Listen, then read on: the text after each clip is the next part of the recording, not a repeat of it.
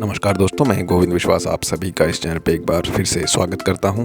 1-2 दिन की व्यस्तता के कारण हम आज फिर से हाज़िर हैं और जो इस चैनल पर नए हैं चैनल को सब्सक्राइब कर लें, बेल आइकन को ज़रूर दबा दें और दूसरों से शेयर ज़रूर करें। तो आज हमारे साथ उपस्थित हैं मानसी सागर। मानसी, आपका बहुत-बहुत स्वागत है इस प्रोग्राम में जिसका नाम है अपनी कहानी अपनी ज़ुबानी। हम जानना चाहते हैं आपकी स्कूलिंग, आपका एजुकेशन व इस फील्ड के प्रति आपकी रुचि कैसे बढ़ी? ऐसे कौन से लोग रहे हैं जो आपको फील्ड में इंस्पायर करते रहे हैं? उस विषय में दर्शकों से ज़रूर कुछ शेयर कीजिएगा। मेरा जो एजुकेशन है पूरा नासिक से ही हुआ है। मैं born and brought up Nashik से हूँ। आफ्टर 12th स्टैंडर्ड मैंने नासिक कला निकेतन के चित्रकला महाविद्यालय से मेरी शिक्षा प्राप्त की। ATD एंड GD आर्ट्स मैंने वहाँ से किया एंड उसके बाद मैं नासिक में ही काम कर रही हूँ। मेरे पिताजी कला अध्यापक रह चुके हैं मेरी ही स्कूल में, जिस स्कूल में मैं पढ़ी एंड मैं उन्हें देखती थी कि किस तरह से वो बच्चों को पढ़ाते हैं। उनके साथ साथ मैं क्लासेस के लिए जाती थी, ड्राइंग के जो एक्स्ट्रा क्लासेस होते हैं। तो इस तरह से मेरी बचपन से ही रुचि चित्रकला की तरफ थी। जी, मानसी जी, हम जानना चाहते हैं कि जैसे आपके जो वर्क ऑफ सीरीज़ है बहुतायत में वो न्यूड वर्क्स हैं व न्यूड कंपोजिशंस हैं, तो इसकी शुरुआत कब से हुई? उसके पीछे की क्या स्टोरी है? उस विषय में भी दर्शकों को ज़रूर कुछ शेयर कीजिएगा। न्यूड सीरीज़ जो है, एक्चुअली मैं भी खुद हैरान हूँ। मुझे नहीं पता कि ये क्यों मैं न्यूड पेंटिंग्स की तरफ मुड़ी। बट मैं ये कह सकती हूँ कि जब फुल फिगर करने थे हमें, एडवांस एंड डिप्लोमा के सालों में हमें करना पड़ता है फुल फिगर पेंटिंग, पोर्ट्रेट। तो तब मुझे पता चल रहा था कि मैं कहीं तो एनाटॉमी में थोड़ा मेरा अभ्यास कम पड़ रहा है।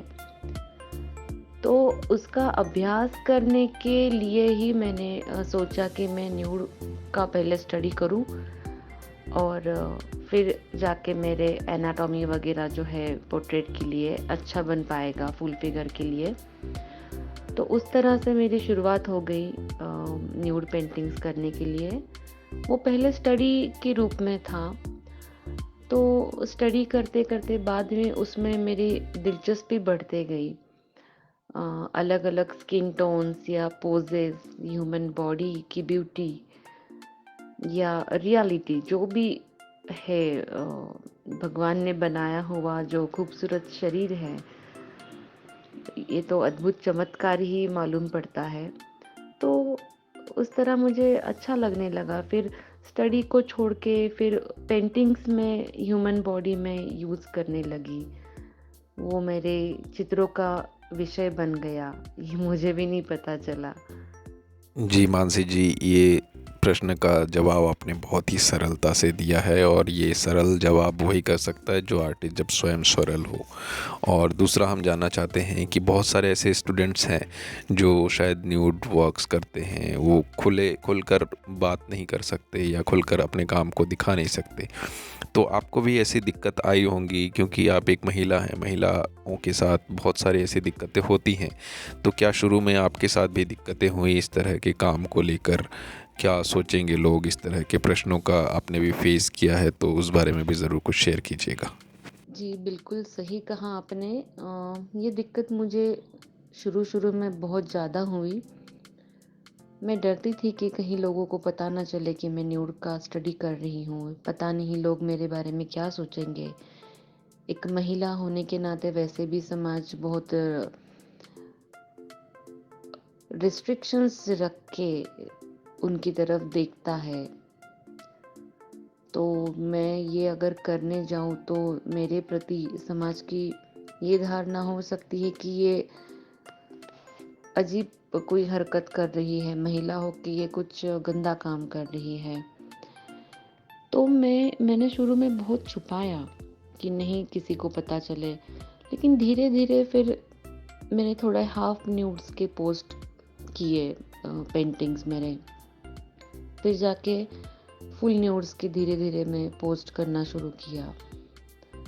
फिर मैंने मेरी सारी जो प्रोसेस है न्यूड पेंटिंग की, उसके बारे में मैंने आर्टिकल लिखा, वो पब्लिश किया। हुआ ये कि मेरा कॉन्फिडेंस बढ़ने लगा, फिर एग्ज़िबिशन्स में मैंने पेंटिंग्स भेजे, कुछ पेंटिंग सेल भी होने लगे, मुझे स्टेट नेशनल लेवल के अवार्ड्स मिले। ये सब मेरा उत्साह दुगना करते गए और इन सब चीज़ों के मद्देनज़र रखते मुझे काफ़ी अच्छे लोगों से मुलाकात करने का मौका मिला, जो वैचारिक ढंग से बहुत प्रगल्भ है। तो मुझे अच्छा लगा ये कि नहीं, जो मैं कर रही हूँ ये सब सही दिशा में जा रहा है। अगर मेरे मन में कोई खोट नहीं है, मैं कुछ गलत नहीं कर रही हूँ, तो मुझे डरना नहीं चाहिए।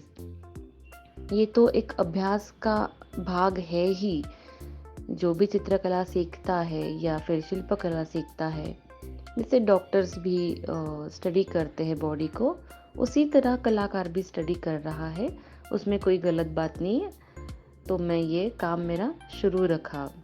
जी, बिल्कुल मानसी जी, ऐसे हमारे समाज की एक ऐसी धारणाएँ होती हैं, बहुत सारे ऐसे अपवाद भी होते हैं जो इन सब, बट ये एक स्टडी का एक हिस्सा है और ये हम सभी ने किया है एक कॉलेज के स्टडी के दौरान। तो ये बेसिकली लोगों को पता नहीं है कि इस तरह की स्टडीज़ भी होती हैं फ़ाइन आर्ट्स में, तो इस वजह से भी ये हो सकता है। और दूसरा, कोई एक ऐसी कहानी जो लोगों को मोटिवेट कर सके, नए स्टूडेंट्स को मोटिवेट कर सके, तो ज़रूर सुनाइएगा। मुझे एक कहानी याद आ रही है, मैं ज़रूर यहाँ पे आपको बताना चाहूँगी। एक गुरुजी के पास कुछ लोग जाते हैं और कहते हैं कि हमें आनंद चाहिए, हमें धन चाहिए। तो गुरुजी उनको बताते हैं, इस दिशा में यहाँ पे जाइए और वहाँ पे आपको एक ज़मीन मिलेगी। वहाँ पे आपको कुछ गज दूरी तक एक गड्ढा बनाते जाना है। जितना आप अंदर तक डीपली आप गड्ढा करोगे, उतना अच्छा है। आपको धन ज़रूर मिलेगा, लेकिन एग्जैक्ट लोकेशन तो पता नहीं, एग्जैक्ट कहाँ पे रखा हुआ है ये हमें पता नहीं। इतने से लेके इतनी जगह में आपको कहीं भी वो धन छुपाया मिल सकता है। वो उसमें से जो ढूंढेगा, जिसको पहले वो धन मिलेगा, वो उसी का हो जाएगा। ये सुनते ही सारे जन भाग के निकले और गड्ढा बनाना शुरू कर दिया। बड़ी मेहनत से, लगन से, उत्साह के साथ सब गड्ढा बनाना शुरू कर रहे थे और आधा घंटा हुआ, 1 घंटा हुआ, वो गड्ढे करते करते थक जाते थे। काफ़ी अंदर तक डीपली वो गड्ढे बनाते थे और फिर थक जाते थे। अरे यहाँ तो कुछ नहीं मिल रहा, शायद मैं गलत जगह पे गड्ढा बना रहा हूँ, मुझे कहीं और बनाना चाहिए। फिर वो गड्ढा वहीं पे आधा छोड़ के और दूसरी जगह जाके गड्ढा बनाना शुरू कर देते हैं। ऐसे ऐसे करते करते करीबन सभी जनों ने आधे अधूरे थोड़े थोड़े गड्ढे बना के जगह बदल ली, लेकिन एक शख्स ऐसा था कि वो गड्ढा बनाते ही जा रहा था और गड्ढा बनाते बनाते बनाते वो खुद का तन मन धन सब भूल गया। ये भी भूल गया कि वो गड्ढा क्यों बना रहा है। उसे किसी भी धन की लालसा या कुछ भी नहीं उसके मन में रहा, बस यही था कि मैं गड्ढा बना रहा हूँ और मुझे आनंद आ रहा है। वो अपने में ही मग्न एक ही जगह पे लगातार वो गड्ढा बनाते बनाते बनाते बहुत ज़्यादा डेप्थ में चला गया, बहुत धरनी के तल तक जाने लगा। कुछ दिनों बाद फिर उसी गुरुजी ने उसे रोक लिया और बुलाया, अरे भक्त, अभी ऊपर भी आ जाओ। सब बोल रहे थे कि ये क्या है, ये अकेला इतना गड्ढा करते जा रहा है, इसको कुछ समझ में भी आ रहा है? इतना अगर मिल नहीं रहा, इतना डीप तक गड्ढा करने के बाद कुछ नहीं मिला, तो अब क्या खाक मिलेगा? सबको साथ में बुलाया गुरुजी ने और पूछा, इसको धन मिला? किसी को भी धन नहीं मिला था। सबके चेहरों पर एक नाराज़गी छाई दिखी और एक ही जो था शख्स जो बहुत डीप तक गड्ढा बनाते गया था, वो ही उसी के चेहरे पे बहुत अच्छी सी मुस्कान थी। सबने सोचा शायद इसी को मिल गया होगा धन। सब पूछने लगे, तुम्हें क्या मिला? धन? वो बोले, धन तो नहीं मिला मुझे, लेकिन मुझे अजीब सी खुशी मिली कि मैं डेप्थ तक जा पाया। खोली, डेप्थ, ये सबसे इम्पोर्टेंट होता है। गुरुजी ने बताया, भक्त, मैंने आपसे झूठ कहा था। यहाँ पे कोई भी धन छुपाया हुआ नहीं था। आपकी अंदरूनी जो खुशी है, आपकी इनर वॉइस, उस तक जाने के लिए आपको किसी चीज़ की अपेक्षा मन में रख के आप वहाँ तक नहीं जा पाओगे। और जिस अपेक्षा छोड़ के बस कार्य प्रारंभ रखा, वो इनर सोल जो अपनी होती है उस तक पहुँच पाएगा। और इसी की मुस्कान इस भक्त पे है जो धन की लालसा छोड़ बस अपने कार्य में मग्न रहा। कहने का तात्पर्य ये है कि अपना कार्य करते रहो, धन मिले ना मिले वो बात की बात है। आपको उस कार्य में मग्न होने की खुशी ही सबसे बड़ा धन है, वो तो ज़रूर मिलेगी। बिल्कुल, कलाकार को मग्न होकर अपने काम को सेल्फ सेटिस्फेक्शन के लिए जब तक पूरा समय नहीं देते, तब तक उसमें एक रस नहीं दिखाई देता। ये तो फैक्ट है। और दूसरी बात ये कि जैसे कॉलेज से निकलते ही आजकल बहुत सारे ऐसे राजनीतिक चीज़ों से प्रेरित होकर लोग काम करते हैं, वह इन सब चीज़ों से, तो उसको लेकर आप क्या सोचती हैं? आपका क्या विचार है एक कलाकार होने के नाते?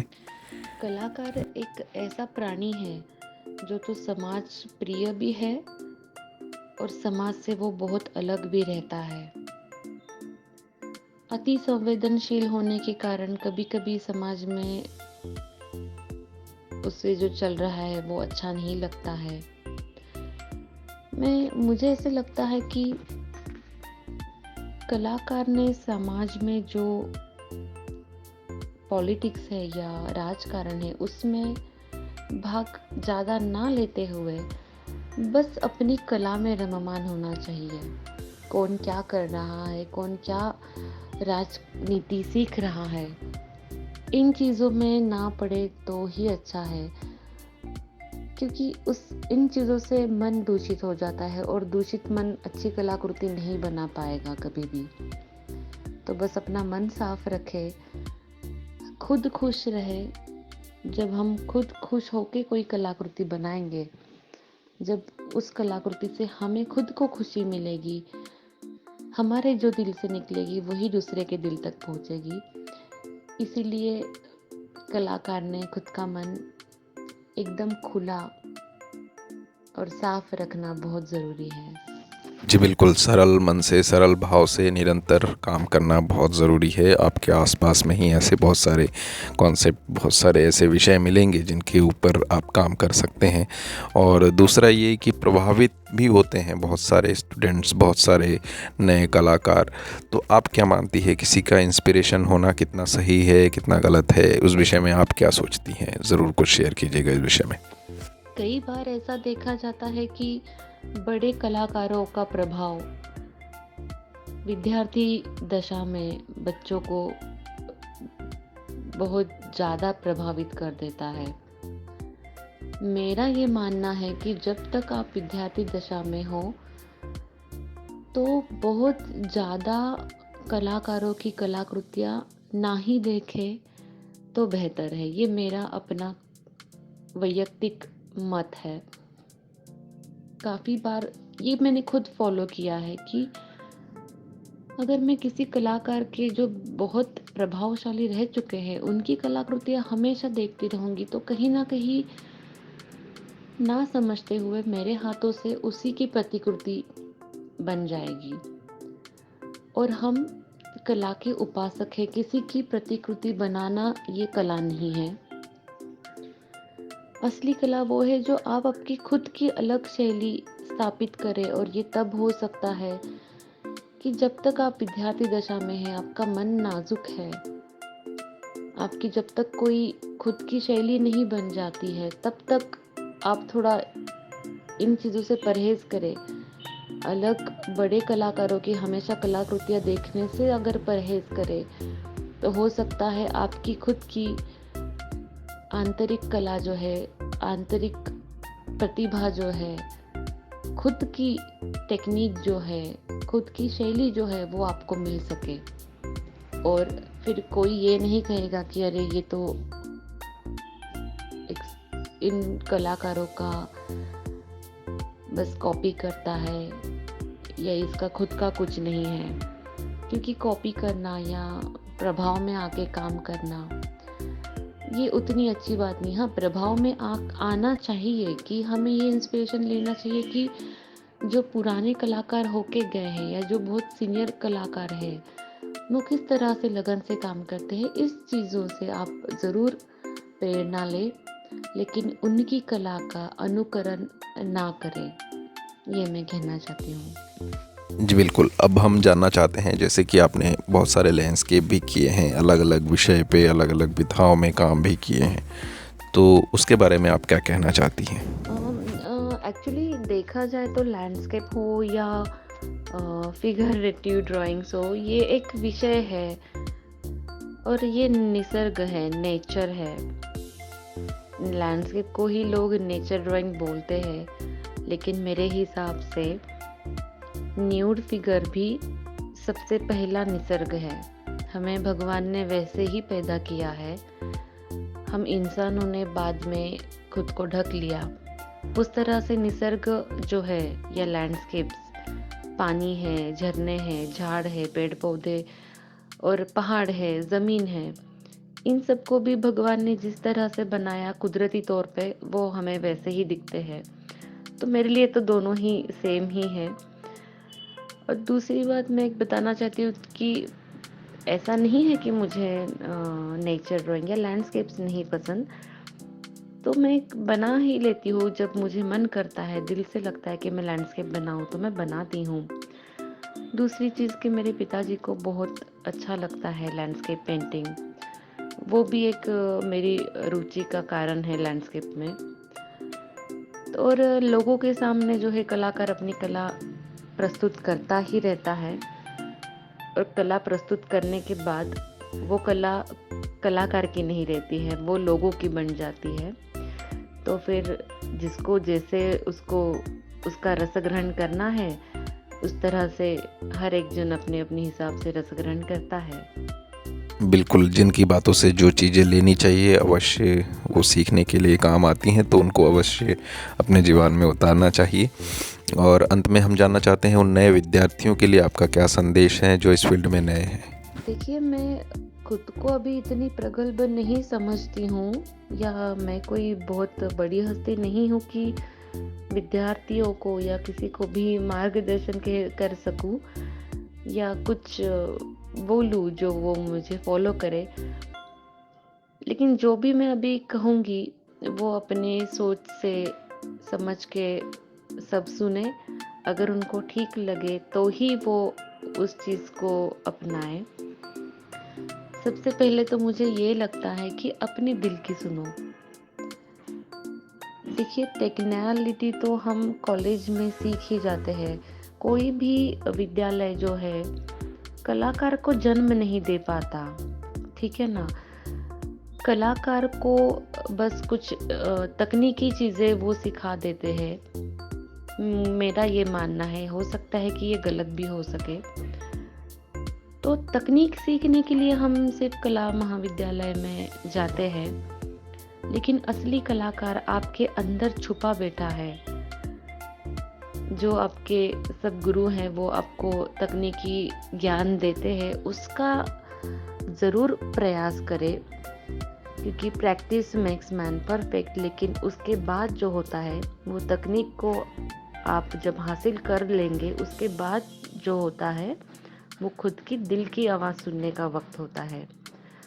और खुद की दिल की, खुद के मन की जब चित्र आपके नज़रों के सामने आने शुरू हो जाएँगे, तब जो सीखी हुई टेक्निक है, उन दोनों का अच्छे से संगम करके जो निखर के आएगा, वो आपका असली चित्र होगा, असली कला होगी। तो अपने दिल की सुनने की कोशिश कीजिए, ये मत सोचिए कि लोगों को क्या पसंद आएगा, वो क्या खरीदेंगे। इन चीज़ों की आप अभी से फ़िक्र ना करें तो ही अच्छा है। आप जो दिल से करेंगे वो ही लोगों के दिलों तक पहुँचेगा, ये मैं कहना चाहती हूँ। और कभी भी निराश ना होइए, कला यही सिखाती है कि आप में धैर्य होना चाहिए। कुछ लोग शुरू-शुरू में ही काम करते हैं, 2-3 साल, 4 साल काम करते हैं और कुछ उनको इनकम नहीं मिल पाता है या कुछ सराहना नहीं मिल पाती है, तो वो जल्दी से नाराज़ हो जाते हैं और कला को छोड़ के किसी और मार्ग में चलने लगते हैं। तो कला सबसे पहले ये कि धैर्य सिखाती है। जो धैर्य रख पाता है, वो ही आगे जाके बड़ा कलाकार बन पाता है। बिल्कुल, कला के क्षेत्र में धैर्य की बहुत आवश्यकता होती है, ये हम सभी जानते हैं। और पेशेंस का होना ये बहुत ज़रूरी है, क्योंकि समय दर समय एक धीरे-धीरे चीज़ों को परत दर परत जैसे-जैसे हमारे काम में आता है, वैसे हमारे साथ-साथ धीरे-धीरे अनुभव भी बढ़ते चले जाते हैं और जीवन के एक्सपीरियंस भी बहुत कुछ सिखा जाता है। और होता है कई लोग नहीं कर पाते हैं, परंतु जो अपने सेल्फ सेटिस्फेक्शन के लिए व जिन्होंने अपना पूरा जीवन दिया होता है काम के लिए, वो निरंतर कुछ भी परिस्थितियां हो काम करते रहते हैं। और दूसरी बात ये कि जो मैंने कहा था अभी, मैं वीडियो में कहता आ रहा हूँ, जो विद्यार्थी हैं जो इस लॉकडाउन में फर्स्ट ईयर सेकेंड ईयर के स्टूडेंट सीधे थर्ड ईयर फोर्थ ईयर में पहुँच गए हैं, उन लोगों को उनके लिए मैं एक कंटेम्प्रेरी आर्ट का एक कोर्स शुरू करने जा रहा हूँ। तो जो भी इससे जुड़ना चाहते हैं, सोशल मीडिया के माध्यम से मुझसे जुड़ सकते हैं। फिर हम 1-to-1 से बातचीत करेंगे और इन वीडियोस को आप लोग ज़रूर देखें, दूसरों तक शेयर ज़रूर करें। तो बहुत बहुत धन्यवाद मानसी जी और दर्शकों का भी, जिन्होंने इतना मन लगा कर बातचीत को सुना। मेरी आप सबसे ये गुजारिश है कि आप इस चैनल को सब्सक्राइब करें, वीडियो को लाइक ज़रूर करना और बेल आइकॉन को ज़रूर दबाना। धन्यवाद। बहुत बहुत धन्यवाद मानसी जी, और कमेंट ज़रूर करना मित्रों, क्योंकि कमेंट से हमें पता चलता है कि आपको वीडियोस कैसे लग रहे हैं। और ये ख़ास बात, मानसी जी का एक शो चल रहा है जहांगीर में, तो आप लोग ज़रूर जाके देखिएगा इस शो। और बहुत ही खूबसूरत काम है सभी के, तो आप लोग बिल्कुल ज़रूर जाइए और बिल्कुल काम का आनंद लीजिए। रूबरू होने का मौका मिलेगा आपको जहांगीर में जाकर। तो बहुत बहुत धन्यवाद। इसी के साथ हम आज की बातचीत को यहीं रोकना चाहते हैं। कल फिर मुलाकात होती है नए किसी अध्याय के साथ, नए कलाकार के साथ। तब तक के लिए नमस्कार, जय हिंद।